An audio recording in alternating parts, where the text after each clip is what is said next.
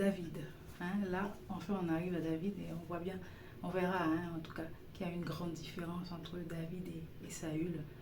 Et là, ce passage nous montre un peu comment on passe d'un roi choisi d'abord par Dieu, mais après qui choisit de faire comme il le voulait, à un autre roi qui est tout humble, tout petit, hein, mais qui va donc remplacer ce roi désobéissant, le premier roi Saül.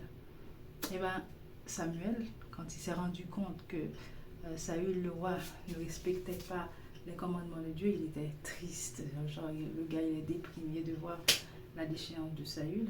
Mais Dieu va lui parler. Est-ce que Dieu veut qu'on continue à se lamenter sur les choses qui n'ont pas marché, etc. On va le voir ici. L'Éternel dit à Samuel, quand cesseras-tu de pleurer, Saül hein? Kilo absispon, quand cesseras-tu de pleurer, Saül?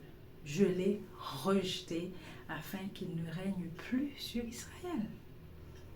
Remplis ta corne d'huile et va. Je t'enverrai chez Isaïe, le Bethléemite, car j'ai vu parmi ses fils celui que je désire pour roi. Voilà. Pourquoi se lamenter sur ce qui ne marche pas? On continue. On prend sa corne d'huile, on continue. Dieu a un autre plan. Des fois, on perd son temps à rester sur ce qui ne marche pas, alors que Dieu a un autre plan. Faisons-lui confiance. Il a un autre plan. Alors, on continue à suivre Samuel, qui va dans la maison d'Isaïe, le père de David. Lorsqu'ils entrèrent, Samuel se dit, en voyant Eliab, le plus grand, le premier, le plus beau, certainement, loin de l'Éternel est ici devant lui. Hein? Certainement, loin de l'Éternel est ici devant moi. Et l'Éternel dit à Samuel, ne prends point garde à son apparence et à la hauteur de sa taille, car je l'ai rejeté. L'Éternel ne considère pas ce que l'homme, ce que les êtres humains considèrent.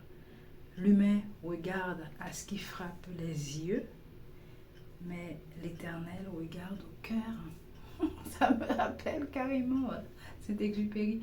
On ne voit bien qu'avec le cœur, l'essentiel est invisible pour les dieux. On est d'accord que c'est pas forcément la même chose, mais ça nous rappelle que c'est pas l'apparence qui est le plus important. Et surtout pour Dieu, c'est vraiment pas l'apparence qui est le plus important.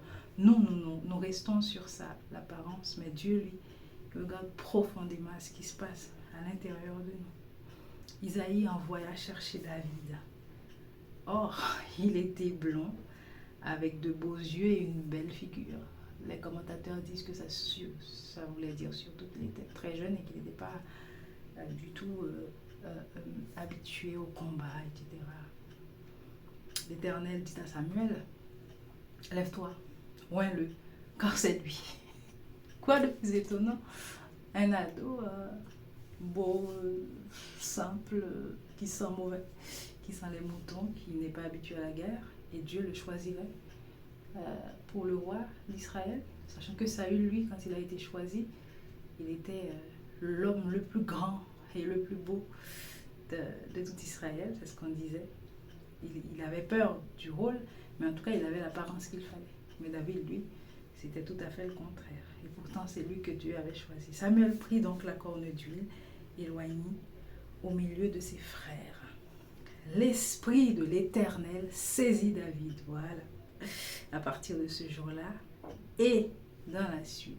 L'Esprit de l'Éternel saisit David à partir de ce jour-là et dans la suite. 1 Samuel chapitre 16, verset 1, verset 6 et 7, verset 12 et 13.